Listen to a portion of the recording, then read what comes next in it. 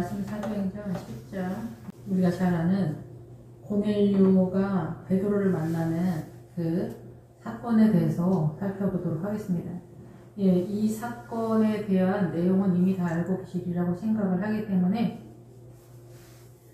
하나님께서 이 사건을 통해서 하시고자 하시는 말씀을 다각도로 보고 또 다른 지점 속에서 여러 각도에서 볼 수 있는데 제가 설명을 잘 할 수 있는지 잘 모르겠지만 어쨌든 이 사건은 이방인이 이제 이스라엘의 세력 속으로 진입하는 것이다. 보편적으로 그러고 현대 오늘날의 유형에서는 부흥 목사님을 불러서 성령의 불길이 번져가는 구도가 아니겠냐 이렇게 생각할 수 있지만은 의외로 이 고넬료가 이탈리아의 그 백부장인데 이게 포인트다라는 거죠. 이 사건이 고넬료가 말하는 하나님의 의도를 좀 더 우리가 자세히 가서 이 고넬료의 믿음의 지점에 매몰되지 않고 하나님이 요구하는 바 아버지의 뜻대로 나아가는 것이 중요하다 이렇게 볼 수가 있습니다.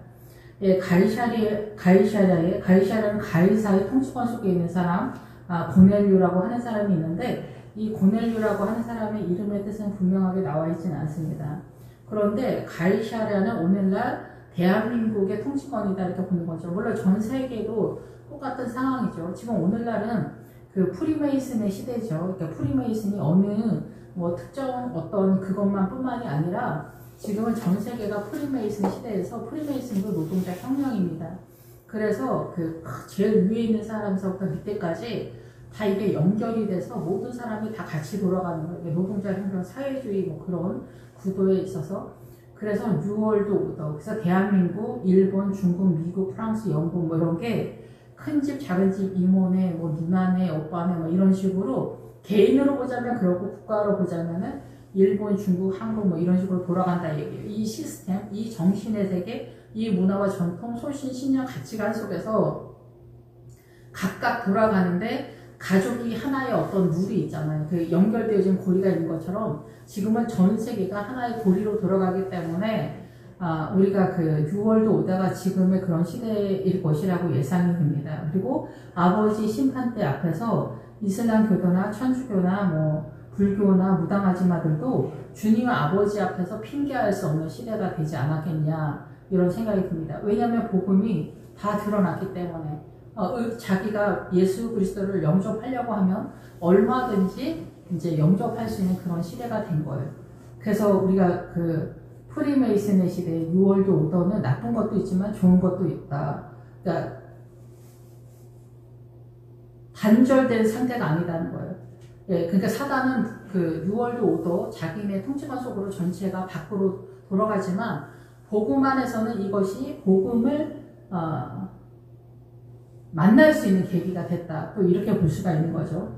그러니까 우리나라가 일제시대 때 그 대원군 때 군사가 막았는데 일제가 들어오면서 군사력이 마비되니까 중국 저쪽으로 해서 개인까지 복음이 들어올 수 있었던 다른 차원에서의 하나님의 나라가 흘러가는 것처럼 그리고 유대인들은 전 세계의 디아스포라 다 흩어져 있는데 이스라엘이 도대체 어디 있냐 이름은 무성한데 도대체 이스라엘이 어디 있냐 이스라엘이 이렇게 했는데 그 히틀러가 독일이 악한 일로 일본처럼 이스라엘 사람들을 이자트 뒤져가지고 다 찾아낸 거예요. 다 찾아내서 하나님의 나라로 먼저 갈 사람들은 다 그렇게 독일을 통해서 가게 됐죠.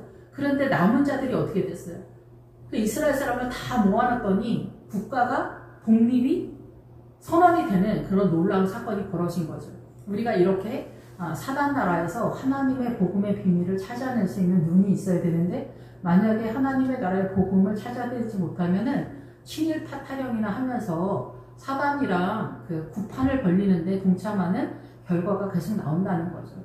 그래서 독일이나 일본이 잘했다라는 얘기가 아니라 그런 사단의 역사가 그리고 우리도 마찬가지예요. 남편이 부모가 자식이 왼수 같은 자식, 왼수 같은 신랑, 왼수 같은 마누라, 왼수 같은 부모가 그리고 우리 주변에 이런 인간관계 모든 것들이 이렇게 어떻게 해요? 나를 하나님의 나라로 빚어가는데 사건이 빌미가 되는 경우가 많다는 거죠. 거기서 아버지의 뜻을 찾아가는 게 중요한데 지금 여기도 마찬가지. 여기는 보다 더 다각적으로 여러 상황에서 이제 전개가 된다는데 여기서 가이샤랴는 그래서 그때 로마의 가이샤 황제의 이름이지만 오늘날은 대한민국 우리나라는 이제 대한민국에 속해 있기 때문에 대한민국의 전체 통치권 속에 있다. 그런데 지금은 이제 그 프리메이슨 뉴월드 오더 시대이기 때문에 일본의 영향을 안 받을 수 없고 중국의 영향을 안 받을 수 없고 미국의 영향을 안 받을 수가 없는 거예요.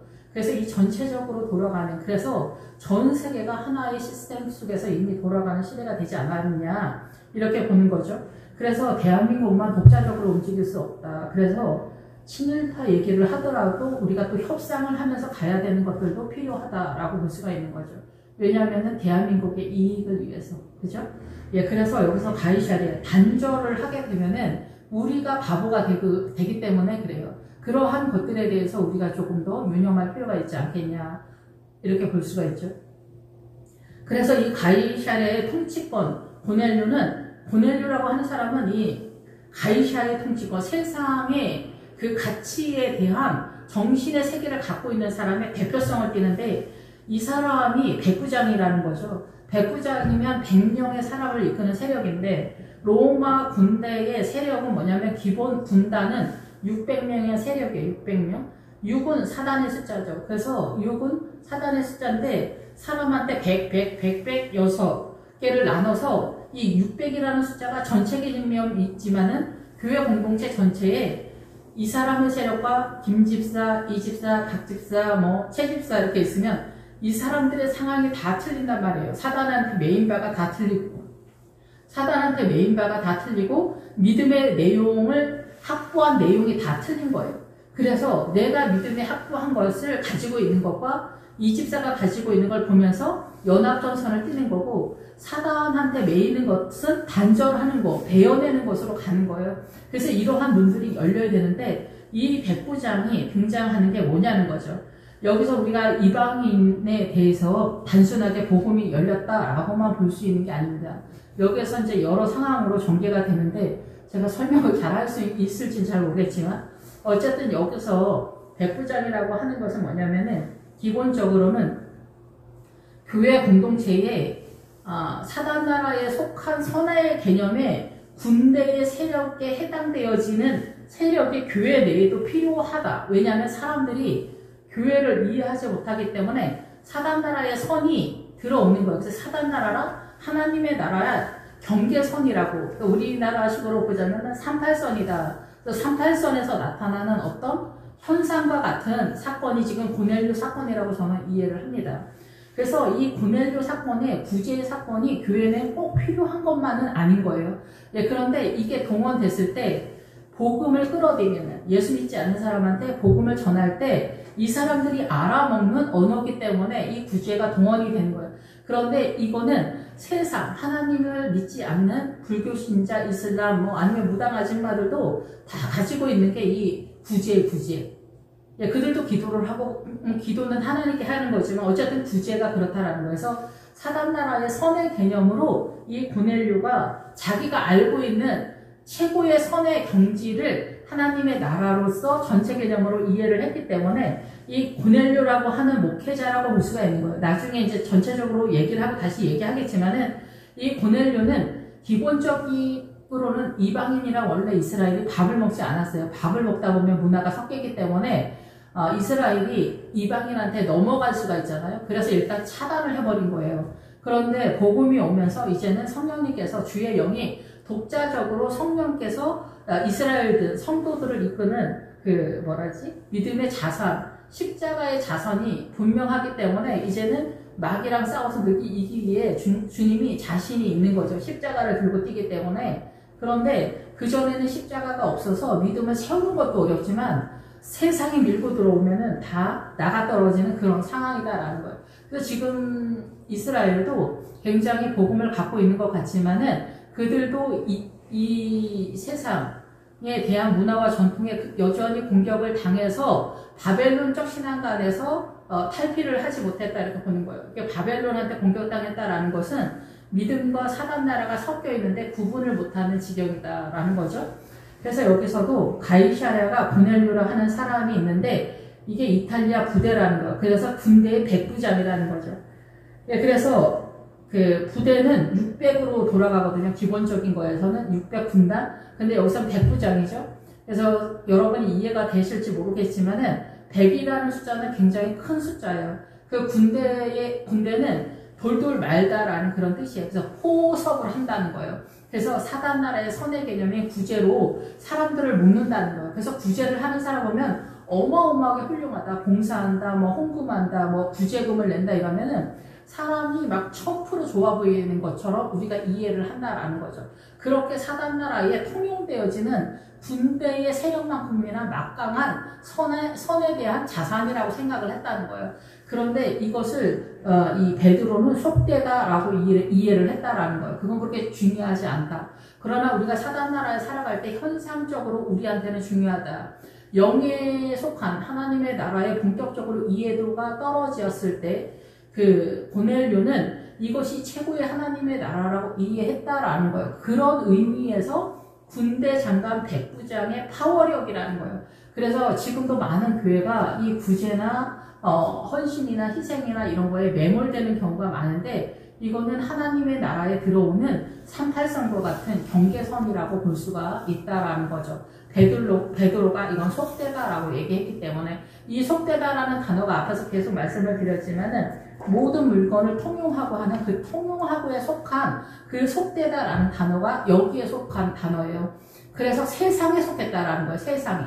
그런데 구제를 하면은 누가 유익합니까? 사람이 유익하단 말이에요. 그래서 자비로움과 동정이 동원이 되는데 그러면은 이방인을 복음만으로 들어오지만 실제적으로 우리의 신앙 속에서 지금 현재 시점에서는 이 고넬료 사건을 우리가 어떻게 바라보아야 되냐라는 거죠. 이 강력한 사단나라의 선의 개념을 그래서 이 사도 바울이 나중에 베드로한테 왜 이방인들이랑 밥을 먹냐 시비를 걸었던 거예요. 그런데 이 약간의 차이가 하나님께서 명령하셨다라는 거죠. 그러면은 이 고넬료의 구제 사건이 우리 교회 내에 포진되어 있어야 된다라는 거예요. 우리 같이 가야 된다라는 거예요. 세상이 오해하지 않도록 그리고 믿음이 연약한 사람들이 오해하지 않도록 우리 교회가 이 고넬료의 구제나 헌신 이런 것들을 깔아놨을 때 사람들이 오해하지 않고 그 복음 안으로 진입하는데 수월한 그런 상태가 된다라는 거죠. 그러니까 이러한 사건은 이방인이 들어오는 사건이기도 하지만 교회 내에서 마음에 안 드는 사람과 연합을 해야 되는 사건에서도 우리가 하기 싫은 것 같은데 내가 하기 싫은데 발발하는 것 같은 아주 분위기 이상한 분위기죠. 내가 잘못했다고 전혀 생각하지 않는데 장로님이랑 싸웠는데 주님이 네가 가서 빌어라 이럴 때 남편이랑 싸웠는데 네가 가서 빌어라 주님 저 잘못한 거 하나도 없어요 왜 제가 빌어요 근데 네가 그를 사랑하지 않는 게 죄가 아니냐? 이런 식으로 나오면 할 말이 없거든요. 그리고 또 우리가 말을 안 들을 것 같으면 주님이 우리를 쳐버려. 그러니까 주님의 말씀을 안 들을 수 없는 지경을 만들어서 빌고 허리를 숙이고 들어가게 하는 그런 경우들이 많단 말이에요. 거기까지도 이 고넬료 사건에서 베드로가 소화해야 하는 것까지 나아가는 것이다 라고 저는 생각이 됩니다. 그래서 우리가 사역에 있어서도 어떤 부류의 사람과 사역을 하냐 마냐 이런 것도 다 그러거든요. 그래서 그런 것들이 문제일 수 있는 거죠. 만약에 뭐 시어머니한테 가서 빌어라. 주님 왜 이러세요? 왜 이러세요 진짜 이렇게 나올 수 있단 말이에요. 그런데 주님이 너 시어머니한테 가서 빨리 안 빌으면 내가 널 가만두지 않겠다. 이런 것까지 방금 전에 말씀드린 것처럼 이런 것까지 내가 원하지 않는 속되고 더러운 거 깨끗하지 않고 난 먹지 않았다. 이런 것들이 전체적으로 그렇게 간다는 거예요. 그래서 우리나라도 대한민국도 선교사들이 들어올 때 바로 그 속된 것, 더러운 것에 속했다라는 거죠. 근데 선교사들이 와서 복음을 전해서 우리가 합류하게 됐을 때 나타나는데 여기에서 포인트는 고넬료가 구제로서 끌고 간다라는 거예요. 그래서 우리의 삶의 영역 속에서 사단의 문화권에서는 이 고넬료의 구제가 엄청 크게 보이지만 사실상은 이거는 사단 나라에 하나님의 나라에 들어오는 그 경계선에 있는 거다라고 볼 수가 있는 거죠. 오늘 서론이 길긴 한데 그래서 부자와 거지 나사로에서 이 거지 나사로는 뭐예요? 거지 나사로는 그게 종기라는 단어와 연결되기 때문에 문둥병과 연결이 되거든요. 그러면 문둥병자가 교회에 와서 그 부자한테 뭘 구하는 거겠어요? 그럼 그 부자는 뭐겠어요? 늘 말씀을 드리지만 부자는 목회자를 말하는 거예요. 그 목회자가 예수 그리스도의 생명의 세력을 제대로 흘려보내지 못하면은 문제가 발생한다라는 거죠. 그런데 그 거지 나사로가 자기가 문둥병인 것을 깨달았느냐가 중요한 건데, 그 나사로가 자기가 부자한테 와서 그 상에서 떨어지는 것조차라도 먹으려고 했다라는 게 벌써 자기가 얼마나 죄인인 걸 알았다. 이게 뭐 바람 피고 도둑질하고 사기치고 돌아다니는 얘기를 하는 게 아니라, 우리가 얼마나 사단적으로 세포 하나하나까지도 사단으로 존재하고 있는가를 깨달은 성도에 대한 얘기를 하는 거예요. 그 성도에게 복음을, 생명을 어떻게 흘려보낼 수 있냐. 그래서 죄를 깨닫는 게 일생일대의 문제다라는 거죠. 예, 그래서 그 하나님은 특별히 남자들이 죄를 깨닫는 게 되게 어렵다 이렇게 얘기하신 적이 있거든요.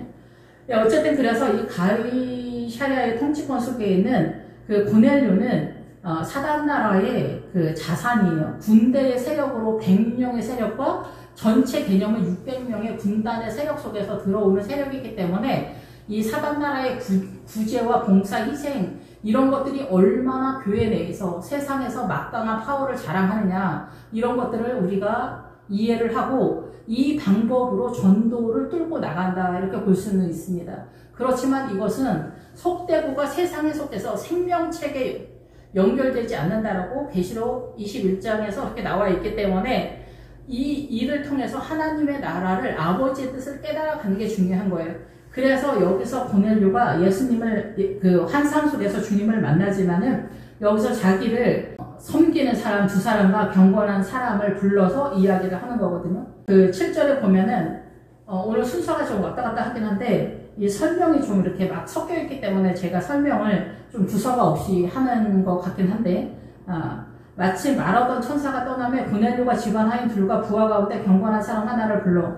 그러니까 우리가 교회 공동체가 건강하게 세워가기 위해선 이 보통 사람들이 알아먹을 수 있도록 구제를 깐다 이게. 그게 그 군대의 성벽과 같이 이 교회 공동체에 못 알아듣는 초신자나 예수 믿지 않는 사람들을 이해하는데, 포섭하는데 중요한 약처방이 된다는 거예요. 그래서 이 사람들을 좀 깔 필요가 있다는 거죠. 그래서 우리가 이거를 노숙자들 밥 주거나 이렇게 거대하게는 못하더라도 커피를 여름에 냉커피나 겨울에는 따뜻한 커피를 주면서 전도한다거나 청소년들한테 좀 더 친근하게 다가간다던가 이러한 전략적인 거, 아니면 봉사나 어떤 교회에서는 가난한 집 인테리어 해주는 거 봉사활동하는 사람들, 이런 사람들도 있고 막 이러더라고. 그러니까 우리 교회를 중심으로 그걸 찾아볼 필요가 있다 이렇게 볼 수가 있겠죠.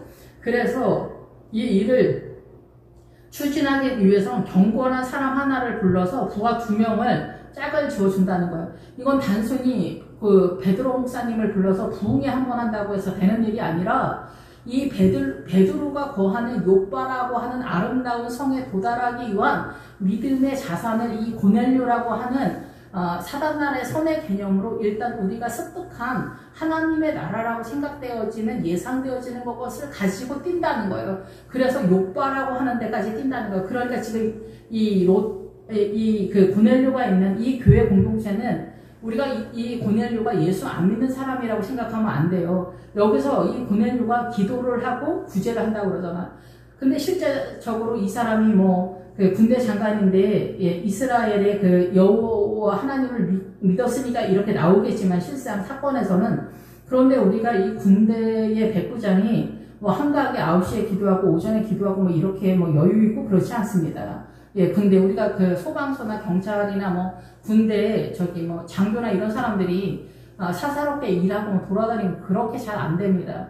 여기서 말하는 바 의도를 정확하게 알아야 된다라는 거죠. 지금 막 섞어서 지금 제가 말씀을 드리는데 여러분 이해가 되시는지 잘 모르겠지만, 그러니까 이탈리아의 군대의 백부장의 파워로서 이 구제의 세력이 동원된다는 거예요. 그만큼 막강하다는 거예요. 그래서 교회에서 구제에다가 힘을 실으는 거예요. 그래서 부자와 거지 나사로에서도 구제로 빠지는 거예요. 우리 눈에 그거밖에 안 보이기 때문에 그런 거예요. 우리 눈에 부자와 거지 나사로가 구제로 보이면은 이게 이 고넬료 사건이라는 거예요. 여기에서 부자와 거지 나사로에서 부자는 목회자고 거지 나사로는 문둥병 환자이기 때문에 생명을 흘려 보내는 게 보여야 되는 거예요. 이게 정확하게 보여야 되는 거예요. 이게 안 보이면 욥바가 아니라는 거예요. 지금 여기 고넬료라는 거예요. 이방인에 속한 거예요. 그러니까 이 지점은 뭐예요? 이 아빠에서 루따에서 이 앞에 루따가 뭐냐면 아무것도 없다라는 거예요. 아무것도 없다. 목청기가 올라오는 상황인데 그 상황 밑에다라는 거예요. 거기에서 욥바로 간다는 거예요. 샤론을 거쳐서 욥바로 간다는 거예요. 근데 우리가 지금 욥바로 가려고 하는데 이 고넬료는 어디에 있어? 루따에 있다라고 볼 수가 있는 거지. 자기네가 세상에 선한 것으로 화이팅을 하고 있는 그런 상황이다. 이게 구제에다 포커스를 맞춰가지고 지금 현재 근데 우리 전체 교회에서도 구제하고 막 이렇게 하면 엄청 대단하다고 생각하잖아. 안 하는 교회보다 낫지. 근데 이렇게 열심을 내는데 여기 주의 영이 믿음의 자산이 흘러가기 위해서는 이 고넬료, 그러니까 고넬료는 궁극적으로 또 누구를 말하겠어? 목회자를 말하는 거겠지. 그러면 성령님의 은혜가 주도적으로 흘러가지 않는 그런 상태라고 볼 수가 있습니다. 그래서 우리가 루따 같은 교회가 의외로 굉장히 많습니다. 예, 그래서 하인 둘과 부하 가운데, 여기서 부하는 뭐냐면은 하인 둘을 부르고 경건한 사람을 불렀다라는 것은 제가 깨닫긴 그렇습니다. 이게 부하가 한 자리에서 지속적으로 한 사람을 섬기다, 끈질기게 성실하다, 충성하다, 끝까지 충성하다, 한 자리에서 끝까지 충성하다, 성실하다, 이 일을 하다, 섬기다, 막 이런 뜻이 한 사람에게 그 자리에서. 그래서 이 얘기는 뭐냐면은 교회 공동체에서 권사님, 장로님들은 다 교회마다 권사님, 장로님들, 집사님들이 있으면 사명이 있다 이게요. 그 사명을 끝까지 그 자리에서 그 교회를 섬기는 것이 목사님이 뭐 죽으라면 죽는 순종까지 하는 그런 게 중요하다 얘기예요. 우리 목사님 모자르다, 덜 떨어졌다, 뭐 기도는 왜 안 하냐, 설교하는 거 봐라. 이런 게 사실상 별로 중요하지 않다는 거예요. 근데 우리는 이런 쓸데없는 거에 예민하거든요. 우리의 본성이 사단이 우리를 그렇게 격동시키잖아요. 그래서 이 부하는 이러고 경건한 사람은 왜겠죠? 이 세 사람을 한 조로 짠다라고 볼 때 이 경건한 사람은 뭐겠어요? 구제를 하거나 커피 전도를 하거나 노방 전도를 한다나 찬양 전도를 한다나 뭐 아니면 어디 가서 봉사 활동을 하거나 그럼 여기 큰 시끌시끌한 다툼이 있단 말이에요. 여기에서 하나님의 뜻으로 아버지의 뜻으로 방향을 틀 수 있는 리더의 믿음의 리더십이 있는 사람이 있어야 된다는 얘기예요. 그거를 조절하는 사람이 없으면은 여기는 난장판 개판이 되기 때문에 그래요. 그래서 우리가 교회 뭐 이렇게 건축할 때도 교회에서 전쟁 나서 교회가 두 쪽 나고 막 이러잖아요. 장로님들이랑 싸우고. 그러면 여기서 경건한 사람이 아버지의 뜻 가운데에서 이 일을 아버지의 뜻으로 계속 끌고 가면서 이거를 조율할 수 있는 사람이 필요하다라고 저는 그렇게 이해가 됩니다. 그러한 방법으로 하나님의 뜻을 찾아 이 교회가 계속 성장 구도를 따라서 갈 때 욥바에 이룰 수 있다 얘기예요. 그러면 적당한 선에서 어느 지점에서 믿음이 욥바에 이르는 이쪽 저쪽에 되겠죠. 그래서 계시록에서 어때요? 성전 마당을 침략하지 않는 거예요. 42달 동안 42달이 그 진리의 샘에 도달하기 전에 하나님이 계산해줄 그런 진리의 삶, 어떤 믿음의 지점까지 오기 전까지는 계산이 안 된다는 거예요. 그래서 주님도 이 복음서에서 오병이어서부터 출발을 해요. 근데 5병이어는 5라는 숫자잖아요. 그러면은 여기서 6이라는 숫자 속에 5가 들어가 있잖아요. 그러니까 사람 속에 5가 들어가 있는 거예요. 그러니까 우리가 예수님을 믿어도 사람의 통치권 속에서 주님을 믿기로 했다라는 것까지만 있는 거예요. 그래서 6을 넘어가서 7, 아버지의 뜻대로 살 의사가 있다. 이게 7이라고 볼 수가 있는 거죠. 근데 이 고넬료는 여기서 9시에 기도한다. 지금 현재 우리가 살아가는 시계의 개념으로 3시다 이런데 우리가 살아가는 지금 현재 3시는 중요하지 않고 9라는 숫자가 중요합니다. 그래서 히브리 알파벳에서 9는 뱀의 숫자예요. 그래서 개인적인 경험에서는 이 9라는 숫자가 오면은 8이라는 숫자가 예수님이기 때문에 예수 그리스도에 대한 분명하고 선명함이 어느 정도 이렇게 이해가 되어지는 어느 지점이 오면은 사단한테서 우리가 얼마나 미혹된 그 존재인가, 세포 하나하나 속에 우리의 완전한 사단으로 중무제한하고 사단으로 호흡하고 먹고 마시고 완벽하게 존재하고 있다라는 것들이 분명하게 드러나는 그런 상태라고 이해가 됩니다. 숫자의 개념에서. 그런데 예, 그래서 이 사람들이 바로 그렇게 선한 일을 하다가 봉사활동 뭐 이런 거 교회 차원에서 그래서 이 구제나 헌신이나 희생은 전체적으로 올인하면 안 돼요. 한쪽 기퉁이에서 전략적으로 사람들로 하여금 오해하지 않게 하기 위해서 깔고 가는 거기 때문에 한쪽에다 이거를 세우고 가는 거지 이게 전면전이나 전체 개념으로 가면은 이건 하나님의 나라가 아니다라는 거 이거를 통해서 아버지의 뜻을 잡아내야 되기 때문에 그런 거예요. 그래서 속된 것 서로 물건을 통용하고는 생명책이 아니다라는 거예요. 하나님의 나라 세력이 아니다. 그러면 구제하고 헌신하고 뭐 봉사활동하고 뭐 헌금하고 뭐 막하니 해냈어. 많이 해. 업적이 엄청 많아. 그러면 여기서 아버지의 뜻이 뭔가를 잡아내지 못하면 아론의 금송아지와 몰렉의 장목과 레판의 별이 된다는 얘기를 하는 거예요. 그래서 여기서 욥바는 아름다운 도성이에요. 아름다운 도성. 그래서 이 아름다운 도성까지 가도 아직 부활은 여전히 남아있는 그런 상태예요. 근데 욥바까지 가야 돼요. 전체적으로 아버지의 뜻을 따라서 개인이나 교회 공동체 전체 개념이 띄는 거예요. 그런데 주님은 독자적으로 하나님의 나라를 세워가는 것을 불가능한 구도로 잡고 교회 공동체 전체가 김집사, 이집사, 박집사, 목사님, 전도사님, 뭐 부목사님 전체 구도에서 하나님의 나라 구원의 세력을 잡아가는 것을 잡고 있기 때문에 우리가 교회 공동체에서 연합전선을 잘 띄어야 되고 그 교회 공동체에서 확보한 믿음의 자산을 우리 가족 속에서 또 세워가는 구도를 잡는다 이렇게 이해가 됩니다. 그래서 이 욥바로 부하 두 사람이란 경건한 사람, 이 우리 교회 공동체 이 무리들을 세워놔야 된다는 거죠, 목사님들이. 그래서 이들의 무리와 그러니까 우리 헌신 봉사하는 사람들도 다 사명 속에서 너무나 중요한 거예요. 그러니까 믿음을 잘 치고 나가는 사람도 중요하지만 연약한 사람들도 다 중요하다는 얘기를 하는 거죠. 연약해도 괜찮다라는 얘기는 아닌데 그 연약함 속에서 하나님의 나라를 세워가는 구도를 이해해야 된다라는 얘기예요. 그래서 욥바까지 가는데 우리가 기본적으로 하나님의 나라에 대한 아름다운 자산을 확보하는 중에 가다가 어느 지점에서 베드로 목사님 같은 베드로의 믿음의 세력을 만나는 그 연합전선이 나타나게 될 때 합류가 되면서 성령님이 흘러가는 구도를 분명하고 선명하게 잡는다. 이렇게 이해를 하셔야 됩니다. 그래서 우리가 성령 충만하고 마가의 다락방에서 예수님 만나고 요즘은 부흥회를 잘 안 하지만 저희 어렸을 때 옛날 얘기하면은 막 그러잖아요.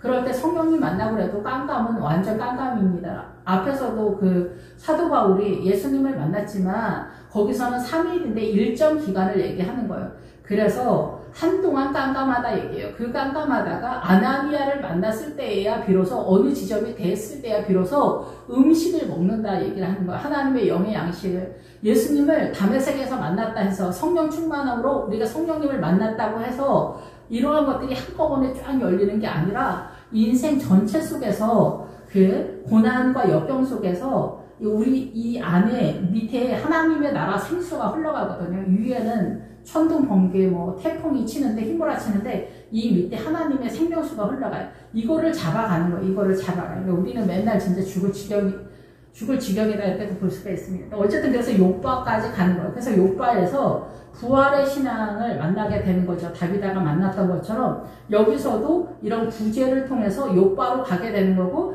그 욥바에서 베드로를 만나게 되는 거예요. 그래서 부활로 빠지는 거예요. 그래서 하나님의 나라는 여기서 백부장이 100을 맞잖아요. 600이라는 숫자에서 그런 것처럼 원래 예수님의 나라는 1000인데 하여튼 숫자 얘기하면 좀 복잡해지는데 어쨌든 그래서 여러 다양함 속에서 이 모든 것이 협력해서 선을 이루고 하나님의 나라를 서로 의지가 되면서 세워가는 구도를 잡는다 이렇게 이해를 하시면 될 것 같아요. 예, 그래서 천국 가는 거 기도가 사명인 사람, 말씀이 사명인 사람, 구제와 헌신이 사명이 있는 사람, 노젓는 것만이 사명인 사람 뭐 여러 층이 있습니다. 예, 그 중에서 나의 사명은 무엇인가? 예, 그것에 대해서 여러분이 소홀히 생각하지 말고 욥바까지 잘 가셔야 된다라는 거죠. 욥바까지. 예, 그래서 그 이튿날 그들이 길을 가다가 여기서 길을 가다가 그래서 뭐 욥바까지 가다가 그냥 뭐 노중에 뭐 그런 것이 아니라 단순히 우리가 생각하는 그런 길이 아니라 욥바라고 하는 아름다운 도성에 이르기까지 이 교회 공동체에 수고하는 집사님, 권사님들이 얼마나 많습니까? 그들이 일을 하다 지칠 수도 있고 그들을 독려하고 격려하고 그럴 필요가 있는 거죠. 늘 수고하고 애쓰는 권사님, 집사님들에게 이 사명감을 이렇게 독려를 하고 적절한 그 연합과 위로와 쉼이 이렇게 같이 동원되면은 이 고넬료가 말하는 이 전체적인 것들이 잘 드러나고 아름답게 화합이 되고 크게 무리가 되지 않지 않을까. 그럼에도 불구하고 우리가 선한 일을 할 때 얼마나 많은 다툼과 분열과 다름이 나타납니까? 그럴 때 경건한 사람이 아버지의 뜻을 이렇게 조절해서 끌고 가는 리더십이 필요하다라는 거죠.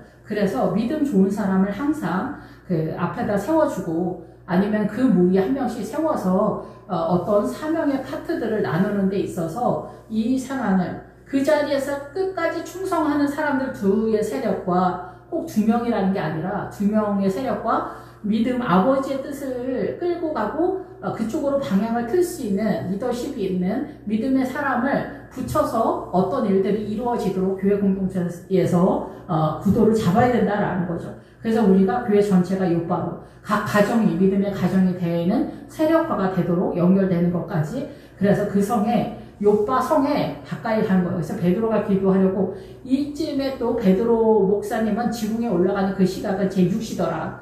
그러니까 이 지금 여기서 베드로는 왜 6이라는 표현으로 또 설명이 됐냐. 베드로가 지금 이해하지 못하는 거는 육의 법에서 이해를 하고 있기 때문에 이해가 안 돼서 너무나 당황스럽고 불안한 기류가 흐른다 이런 상황인 거죠. 그래서 이 불안한 기류는 내가 하기 싫은 일을 주님이 시킬 때 그런 어떤 기류 같은 거 있잖아요. 뭐 내가 하기 싫은데 내가 사과하기 싫은데 네가 가서 빨리 해. 네가 사랑하지 못했지. 너 꼴보기 싫어하잖아. 빨리 가서 네가 사과해. 너 한 방 더 맞고 싶어? 이렇게 되는 경우가 저한테 여러 번 있었기 때문에 예, 어쨌든 그래서 저는 그래서 가짜로도 회개를 잘 빕니다. 어쨌든 그래서 일단 고개는 숙이죠. 고개는 숙이면은 일단 급한 불은 꺼집니다. 일단 그런데 내 안에 깊은 곳에 있는 악한 세력이 여전히 남아 있는 거는 뭐 실력이 안 되니까 어쩔 수 없는 건데 일단 밖에라도 고집 피우지 못하도록 주님이 꺾어버리는 경우가 가끔 있었다. 제 경우는 그렇습니다. 어쨌든 그런 것까지도 이 꺾는 거를 주님이 요구하고 있다. 그런데 이 지금 베드로는 지붕에 올라가 있잖아요. 그래서 여기는 만찬 방이다 이런 것도 있고 꼭대기다 이런 뜻도 있어요. 그래서 기본적으로 베드로는 그 부활의 신앙이 있잖아요. 그리고 예루살렘의 세력을 끌고 오는 사람이기 때문에 뭐 베드로가 이상하거나 급이 떨어지거나 그런 건 아닙니다. 그래서 제6시는 지금 그 고넬료를 맞이하는 상황에 있어서 우리도 다 마찬가지죠. 6시가 될 수 있는 거예요. 우리 인간의 사고 속에 갇힐 수 있다는 거예요. 그래서 그럼 무조건 뭐 받아들이고 잘해주고 뭐 참고 뭐 착한 척 해야 되고 뭐 이런 건 아니죠. 그때마다 아버지의 뜻이 뭐냐라는 것을 깨닫고 분별할 필요가 있는데 지금은 이런 상황이다. 그래서 뭐 어떤 부류의 사람은 난 같이 못한다 막 이럴 때 있잖아요. 그런데 너는 해야 된다 이럴 때 있잖아요.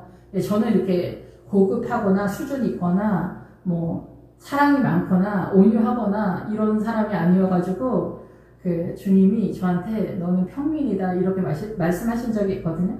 그래서 저는 평범한 고난과 평범한 사람들을 대하는 것 같아요. 여기서 주님이 더 넘어가면 전 또 숨을 못 쉬겠다. 아마 또 난리 법석을 치겠죠.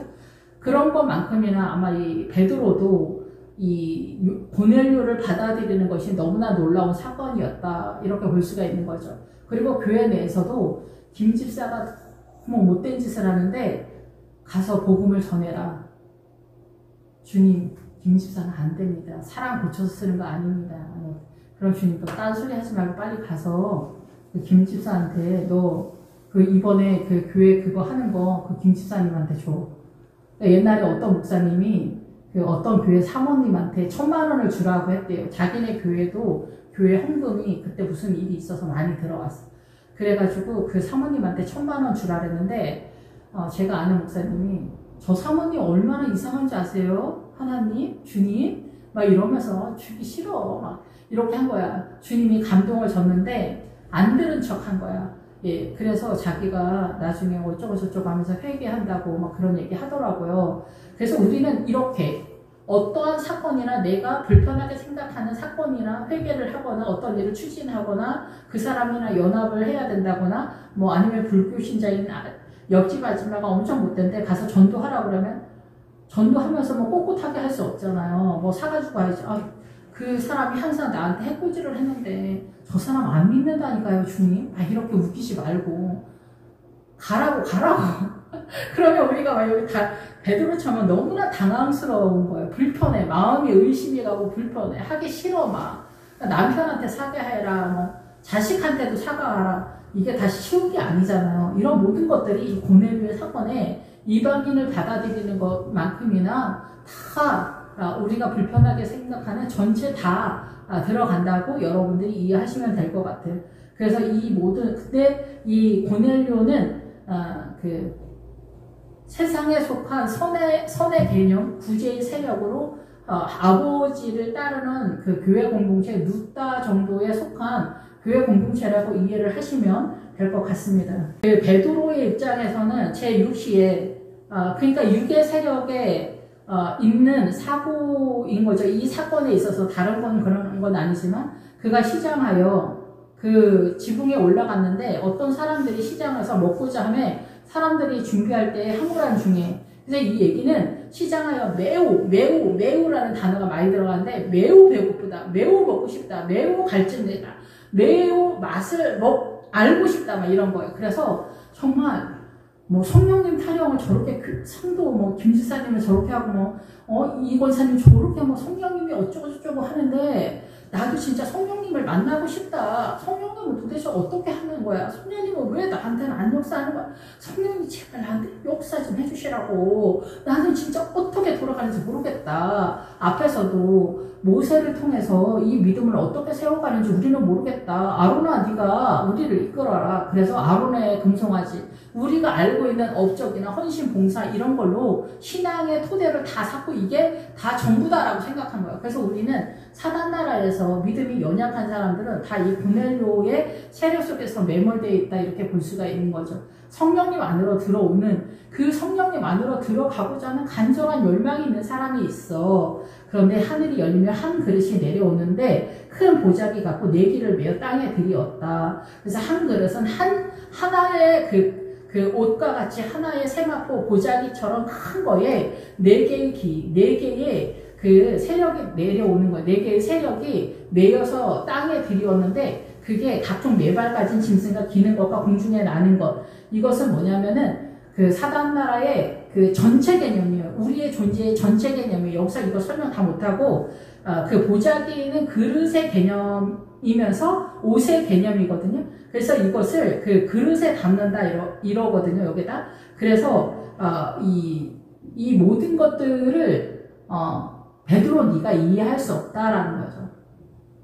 그래서 이 세상의 그 모든 것들을 우리는 사실 다 이해하지 못하거든요. 이 신앙에 대해서. 그래서 주님은 사람을 짐승으로 표현을 많이 했어요. 그래서 낙타는 인내를 말해요. 인내. 나귀는 그 부패의 세력인 그 누룩의 세력으로서 존재하는 것 같아요. 그래가지고 제 문제를 주님이 해결하는 이런 거. 그래서 낙타를 탔으면은 인내의 세력으로 갔다. 그래서 요단강 이쪽 저쪽이다. 거기까지 도달했다. 그래서 가나안으로 부활의 신앙으로 들어갈까 말까한 그런 지점이라고 볼 수가 있는 거죠. 그래서 여기는 전체 개념에 대한 얘기를 하고 있는 거예요. 그래서 소리가 있을 때 베드로가 일어나 잡아먹으라. 예, 그래서 여기서 잡아먹으라. 그래서 이 고넬료의 세력을 받아들이라는 거예요. 고넬료의 세력을 쉽게 얘기하면은 그래서 받아들이라고. 그래서 6월절 제사로 가는 거예요. 그래서 하나님께 바치는 거죠. 그래서 주님과 이 고넬료의 세력과 베드로의 세력, 일반적인 하나님의 나라의 거룩과 생명의 세력과 연합전선을 띠는데 이스라엘 전체와 믿음의 세력자들은 이런 그 구제가 아니어도 내가 길에서 객사할지라도 크게 문제가 되지 않기 때문에 여기에 그렇게 매몰되지 않거든요. 근데 믿음이 연약하거나 초신자들은 외형적으로 이렇게 고넬료적인 신앙관, 구제, 헌신, 봉사 뭐 이런 것들에 대해서 굉장히 점수를 많이 부여합니다. 그래서 여기서도 군대라고 하는 거예요. 이들이 지킨다라고 생각을 하는 거예요. 이게 지킨다라고 생각하는 거예요. 그래서 세상에서는 이 구제나 헌신, 봉사, 희생 이런 것들이 최고의 부가가치를 사람들한테 준다라는 거죠. 그래서 앞에서도 아론의 금송아지, 업적 이런 것들, 그리고 몰렉의 장막과 네판의 별, 영웅적 심리, 스타, 별 이런 것들에 대해서 우리가 속수무책으로 사단의 그 사상과 이념 속에 매몰되는 경우가 굉장히 많습니다. 근데 그런 것은 주님이 하나님의 나라가 아니라는 거예요. 그런데 분명한 것은 이 이방인이 들어오지만 고넬료와 백부장을 통해 말하는 것은 이 교회 내에 이 주변에 이러한 사역을 할 필요가 있다라고 이해하는 정도까지 가야지 이게 대표성을 띠거나 여기에 막 일 많이 하느냐고 막 전도사님들, 부목사님들, 뭐 권사님들, 집사님들 막 아주 지쳐 자빠집니다. 이렇게 하면 안 된다는 얘기를 하는 거예요. 예, 여기. 그래서 교회에 일이 너무 많은 교회는 부교육자들이 숨을 못 쉬겠다라는 거예요. 예, 새벽부터 출근을 하잖아요. 부교육자들이. 장례 터지고 그러면은 한 달 동안 하루도 못 쉬는 경우도 있어요. 이런 거 너무하는 거 아닙니까, 진짜? 개인적으로 좀 너무 안타까워서 하는 얘기입니다, 이 시간. 이런 사사로운 얘기는 될 수 있으면 하지 않으려고 하지만은, 우리가 진짜 하나님의 나라를 너무나 이해하지 못하는 게 아닌가, 그런 생각이 듭니다. 예, 그래서 사도 바울이 배 몰 때 노젓는 사람들이 도망가려고 하잖아요. 피곤하고 어쩌고저쩌고 해서. 이 베드로는 지붕에 있다라는 거예요, 지붕. 예. 그래서 지붕은 어디예요? 꼭대기잖아요. 그래서 성전을 세우는 것에 있어서 믿음의 세력을 할 때 세이루살렘 세우는 꼭대기에 있는 그런 상황이다라는 거예요. 그래서 이렇게 시장을 먹고 싶다 하는 거예요. 이방인들 먹고 싶어 하고, 불교 아줌마도 먹고 싶어 하고, 꼴배기 싫은 시어머니, 시아버지도, 아니면은 장로님, 꼴배기 싫은 장로님도 다 이렇게 영의 양식을 먹고 싶어 한다라는 얘기 하는 거예요. 그런데 구제나 희생, 헌신은 한쪽 귀퉁이로 적당히 치고 가지, 거기다가 우리 교회는 이렇게 큰 일을 많이 하는 교회다. 우리 교회는 시장님이랑 어울려서 조인트에서 뭐를 하고 그렇게까지 할 일도 있지만은, 거기에 교회가 너무 크면은 협력할 수도 있지만은, 작은 교회에서 거기서 올인을 해서 숨도 못 쉴 정도로 그렇게 하면 안 되는 거예요. 중요한 건 뭐라고? 여기서 경건한 사람이 중요하다고. 아버지의 뜻을 잡아내는 사람. 그 사람이 이 교회 공동체 전체 누구예요? 목회자잖아요. 목회자가 그만한 판단이 없으면 어떻게 되냐는 거지. 아버지의 뜻을 모르고 막 여기 구제에다가 온 교회가 다 막 집결을 해가지고 그러면은 이게 고넬료가 되는 거예요. 38선에 있는 거예요. 아버지의 뜻으로 들어오는 세력 속에 있는데 여기에다가 밖으로 나가는 거잖아. 그렇게 되면 안 되는 거잖아요. 그래서 베드로가 일어나서 잡아먹으러 하니까 베드로가 이럴 때 주여 그럴 수 없습니다. 속되고 깨끗하지 아니한 것을 내가 결코 먹지 않겠습니다.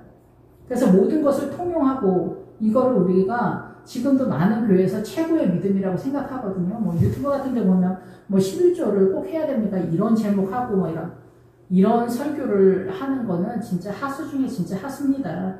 예. 그래서 여기서 속되고는 통용하고에 들어가는 거예요. 통용하고. 이 뜻이 뭐냐면은 일반적이다, 세속적이다, 세상에 속했다라는 거예요. 세상에 속한 선의 개념인 거예요. 그건 하나님의 나라에 진입하는데 동원은 되지만 그것이 생명책에 기록되는 건 아니다라는 거예요. 계시록에. 또 두 번째 소리가 있어. 하나님께서 깨끗하게 하신 것을 내가 속되다 하지 말라 하더라. 그러니까 깨끗한 것과 속된 것의 차이는 뭘까요? 깨끗한 거하고 속된 것의 차이는 뭐냐면 예수 그리스도에 대한 아버지의 뜻이 어떠한 것을 분별하냐 못하냐의 차이인 거예요. 근데 이것도 우리 입장에서는 잘 티가 안 나, 그냥. 근데 어쨌든 간에 성령님의 은혜 속에서 이 일이 동원되고 있다. 필요해서 하고 있다, 그냥. 아버지의 은혜 속에서. 그런데, 주님의 나라의 업적을 위해서 막 의외로 뛰는 경우가 많거든요. 이거 잘 모르고. 그렇게 됐을 때는 속되다에 들어갈 수 있어요. 그냥 통용하고만 될 수 있다라는 거예요. 그래서 깨끗하다 하고 속되다가 현상은 똑같은데 내 믿음이 어떻게 지금 흘러가고 있느냐에 따라서 깨끗할 수도 있고 속될 수도 있는 그런 상황이다라는 거예요. 내가 지금 어떻게 이 사건을 이해하고 있느냐, 이 사건을 믿음으로 이해하고 있냐, 아니면은 뭐 세상에 선한 업적으로 이해하고 있냐 이 차이다 얘기해요. 근데 이걸 누가 생각을 해? 우리 훌륭하다고 생각하면서 가지. 세상 다 그렇지 뭐 교회도 뭐 착한 애들 좀 해야지. 교회에서 뭐 하는 거야? 뭐 이렇게 얘기를 하면은 이건 속된 건데 자기는 깨끗한 거라고 훌륭한 거라고 예, 그렇게 생각하는 거예요. 이런 업적이 많으면은 모르게 장막이 되는 거예요. 우리가 볼 때는 뭐 우상단지에서 막 이렇게 하는 것 같지만 그 내용에 보면 자만심과 자긍심에 대한 얘기를 하는 거예요. 예, 그래서 이런 거는 사고 속에서 일어나는 현상인 거죠. 예, 그래서 우리가 믿음은 어디로 흘러가는지 자기의 영혼을 정탐을 해야 돼요. 그래서 가나안은 정탐하는 거예요. 자기가 어떻게 봉사의 행동을 하고 있는지 자기 자신을 정탐하는 거예요. 가나안을 정탐하는 게. 예, 그래서 이런 일이 3번 있은 후에 그릇이 곧 하늘로 올려져 가니라. 3번 있었다라는 건 1번, 2번, 3번. 3이라는 히브리 알파벳은 기멜이어서 낙타거든요. 인내의 세력을 기본적으로 말하기 때문에 기다림과 아니면 반복되어지는 실수 속에서 세워져 간다라고도 볼 수가 있겠죠. 같은 단어라 하더라도 해석은 조금씩 약간 다르게 볼 수도 있고 정확하게 보기도 하고 여러 각도에서 보기도 하는데 이 일이 3번 있은 후 그 그릇이 하늘로 올려져 가더라. 그래서 이 사건이 3번의 그 경험을 한 다음에 베드로가 정확하게 이해를 했다 이렇게도 볼 수 있지만은 이 그릇이 곧 하늘로 올려져 가니라. 그래서 그 고넬료의 사건을 통해서 우리가 이해하지 못하는 여러 각도의 사건으로서 그렇게 흘러간다 이렇게 이해하시면 될 것 같아요. 그래서 이제 시몬이 베드로라는 시몬이 여기 유숙하느냐 하거늘. 근데 이 베드로가 어디서 거주하냐면 이 앞에서 보면은 무두장이 집에서 거주하거든요. 이 앞에서 보면은 이 베드로가 6절에서 그 무두장이 시몬의 집에 유숙하니 그 집은 해변에 있다 하더라. 그래서 여기 그 고넬료 이 사람들은 지금 그 구제를 많이 하면서 선한 일에 자기네가 화이팅을 하고 있다라고 생각을 하기 때문에 이 무두장이는 가죽을 다루는 사람이기 때문에 위선을 벗기는 사람이라고 볼 수가 있어요. 우리가 동물 제사를 드릴 때 가죽부터 벗기잖아요. 그래서 위선을 벗는데 이 광야 40명이 동원되거든요. 이 인생 전체 속에서 보면은. 그래서 시몬이 어디 있냐면은 해변에 있어요. 이 집이. 그래서 해변은 뭐냐면은 해변은 바다를 말하잖아요. 그래서 바닷가에 있는데 물을 다룬다 이거죠. 그러면은 여기서 해변인데 갈릴리의 개념으로도 볼 수가 있어요. 구약의 서쪽 바다가 이 신약에서는 갈릴리 바다라고 이해를 하시면 되죠. 그래서 여러분이 물이 뭔지를 늘 아셔야 돼서 물은 여러분들이 잘 이해를 못할 것 같아서 늘 말씀을 드리는데 물은 음료가 앉아있는 물은 뭐예요? 백성과 무리와 율곡과 방언이고 예수님의 나라의 물의 개념은 생명수인데 그 생명수가 뭐예요? 성경이지. 성경을 깨닫는 게 여기 말씀의 생명수고 사단 나라의 물의 개념은 백성과 무리와 율곡과 방언 계시록 17장에 음료가 앉아있는 물은 그래서 뭐예요? 사단 나라의 모든 문화와 전통, 사상과 이념 전체 모든 열방이 떠들어대는 말의 전체 개념이 사단 나라의 물이라는 거예요. 그래서 이 해변에는 뭐냐면은 갈릴리는 뭐냐면은 사단의 전체 개념 어떻게 우리가 미혹되고 있는가에 대한 전체적인 거를 다루는 거예요. 그래서 주님은 갈릴리 바다로 오라는 거예요. 우리가 예수님 믿기만 하면 갈릴리 바다에서 주님을 만나는 게 아닙니다. 예, 갈릴리 바다는 부활 신앙을 인지하려고 시작하는 그런 상황이라고 볼 수가 있어요. 그런데 뭐 요단강의 개념은 또 아닙니다. 예, 같은 물이라고 할지라도 믿음의 지점을 얘기하는 게 있고 갈릴리 바다는 이 사단나라 음료가 앉아있는 물의 미혹의 세력을 어떻게 깨달아 가느냐 그 깨달음의 진도를 빼는 지점에 대한 얘기를 하는 거예요. 예, 그래서 제가 전도사 시절에 주님이 네가 이 갈릴리 바다까지 올 수 있겠냐 꼭 불가능한 것처럼 말씀하셨던 적이 있거든요. 그래서 우리가 그 말씀의 믿음의 지점을 따라 갈릴리 바다까지 가는 게 굉장히 중요합니다. 그래서 그 갈릴리 바다는 말씀의 그 세력을 아는 건데 사단나라 쪽에서는 이 광야에 사단이 어떻게 우리를 미혹하고 있나 우리 세포 하나하나 속에 우리 호흡까지도 사단으로 우리가 호흡하고 먹고 마시며 존재하고 있다라는 것들을 깨닫게 하는 전체 개념을 얘기하는 거예요. 그것을 광야 40년이라고 하는 거죠. 물론 요단강 넘어가서 부활이 출발했다고 해도 뭐 완전하게 확 열리고 그런 건 아닙니다. 예, 지금 사도 바울도 얘기했지만은 성령님을 만나도 다메섹에서 예수님을 만나도 깜깜입니다. 깜깜. 예, 지금 현재까지도 지금 사도행전 10장 넘어가는 지금 상황에서도 이 사도 바울은 평평한 바구니 속에 있는 상황이에요. 아직 산의 경지에 올라가는 그게 아니다라는 거 말씀드립니다. 예, 그래서 이 사람들이 시몬의 집에 찾아왔죠. 그래서 이 무두장이 집에서 시몬이 욥바의 전체 세력에서 부활로 빠지기 위해서는 베드로가 이 위선의 세력을 베끼는 작업을 오랫동안 한다는 거예요. 그것이 이제 우리가 보편적으로 광야 40년의 세월 속에서 우리가 요단강으로 넘어가는 제단 밑에서 죽고 부활로 빠지는 구도를 잡는다. 그리고 신약에서는 베다니다 이렇게 보는 거예요. 베다니가 광야 전체 개념이라고 볼 수가 있겠죠. 그래서 이 갈릴리로 가려면은 이 광야를 지나야 갈릴리로 가거든요.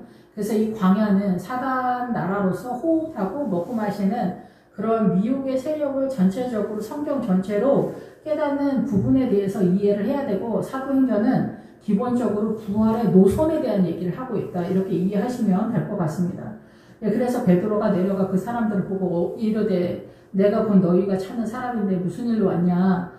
대답할 때 백부장 고넬료는 의로운 사람이고 하나님을 경외하는 사람이라 유대 온 족속이 칭찬하더니 그가 거룩한 천사의 지시를 받아 당신을 그 집으로 청하여 말을 드리려고 한다. 이렇게 얘기합니다. 그래서 하나님을 경외하는 사람이다. 고넬료는 의인이다. 예, 의인은 뭐냐면은 저 사람 진짜 훌륭하다 그런 차원이 아닙니다. 세상적으로 뭐 이슬람이나 무당하지만 불교 신자도 이렇게 의로운, 우리가 생각하는 일반적 의로운 사람은 다 있죠. 여러분, 근데 우리가 의 타령 많이 하는데 공의는 되게 무서운 말이에요. 안 봐준다는 거예요. 법대로 한다는 게 공의예요. 그러니까 공의는 굉장히 무서운 말이죠. 근데 하나님의 한 의가 나타났다라는 것은 뭐냐면은 예수 그리스도가 나타났다 얘기를 하는 거예요. 예수님만이 우리에게 의가 되신다라는 거예요. 그리고 그 예수님의 의는 속량의 은혜를 베푸는 의에 대한 얘기를 하는 거예요. 근데 우리가 보통 쓰는 의는 공의대로 해라, 법대로 해라, 이 얘기를 하는 거예요. 그러니까 우리가 쓰는 의는 굉장히 무서운 말인 거죠. 사실은 안 봐준다는 거죠. 다른 사람한테 쓸 때는 뭐 잘한다고 박수 칠 수 있지만 그게 나한테 들이댈 때는 꼼짝없이 죽어나는 그런 단어가 공의라는 단어죠. 예, 어쨌든 그래서 여기서 그 의로운 사람이다 이럴 때 예수 그리스도의 의에 목마른 사람이다라는 거죠. 그리고 예수 그리스도에게 매여 있는 사람, 예수 그리스도를 갈망하고 열망하는 사람, 하나님을 경외하는 사람, 하나님을 두려워하는 사람, 유대 온 족속이 칭찬하는 사람, 유대 온 족속이 칭찬하다인데 여기는 칭찬하다라는 단어도 있지만 증거한다라는 단어도 있어요. 증거. 그래서 증인이다라는 거, 하나님의 나라의 증인이다라는 거죠. 당신은 그 집으로 청하여 말씀을 듣기를 원한다라는 거예요. 그래서 지금 이제 욥바까지 이르는 상황이 왔다라는 거죠. 이 사람들도.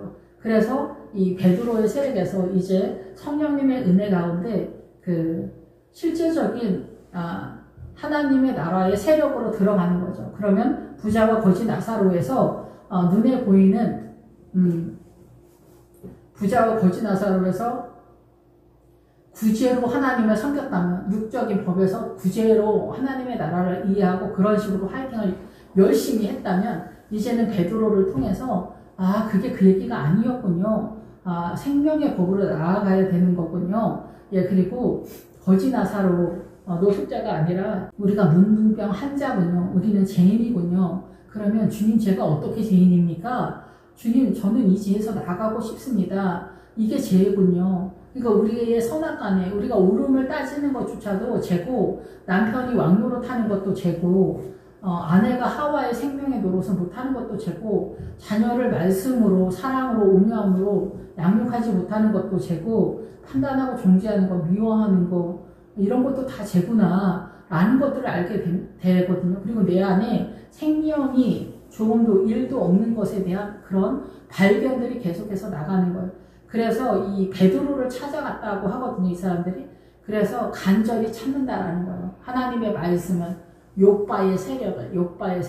그래서 욥바의 세력을 찾아갈 때 비로소 부활로 빠질 수 있고 베드로를 만날 수 있는 거지, 누따에서 샤론에서 헤매고 있는데 뭐 욥바의 세력이 확 나타나고 그런 건 아니다라는 얘기를 하는 거예요. 그냥 뭐 베드로 같이 뭐 유명한 부흥 강사님 모시고 뭐 일주일 금식 아니 일주일 부흥이었다고 해서 뭐 믿음이 뭐 폭발해서 날아가고 뭐 화이팅하고 뭐 난리 법석나고 그렇지 않다라는 얘기예요.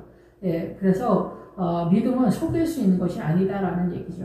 그래서 베드로가 불러들여 유숙하게 하니라. 함께 이제 유숙하면서 이제 출발한다라는 거죠. 이들의 믿음이 실제적으로 요바에서 이제 부활을 꿈꾸고 성령님을 꿈꾸면서 본격적으로 부자와 거지 나사로 그 말씀을 이제는 생명을 흘려보내는 노선. 그래서 우리가 이 세상에서 하데스, 지옥에서 하는 게 아니라 바로 생명의 하나님의 나라에서 사는 그 구도가 하나님의 나라, 아브라함의 하나님, 이삭의 하나님, 야곱의 하나님이 어떻게 우리에게 역사하시는지를 본격적으로 영의 법에서 영으로 하나님의 나라를 이해하는 눈으로 나아간다 이렇게 볼 수가 있습니다. 기도하겠습니다. 할렐루야. 주님 감사합니다. 우리는 늘 부족하고 연약합니다. 오직 성령님의 은혜로서 날마다 오직 주님만이 드러나는 저희들 될 수 있도록 도와주시고 오직 주님만이 생명임에 대한 더 깊고 더 넓이 더 높이 세워져 가기를 원합니다. 오직 주님만이 드러나기를 원합니다. 주님을 사랑하고 성도를 사랑하고 금가은 남녀노소 양가서 나게 동철되고 모든 것을 주님께 바치며 오직 예수 그리스도의 생명수가 흘러가는 저희 개인과 교회와 대한민국과 전 세계에 그리스도의 은혜가 강같이 흘러가도록 축복하여 주옵소서. 예수님의 이름으로 기도했습니다. 아멘.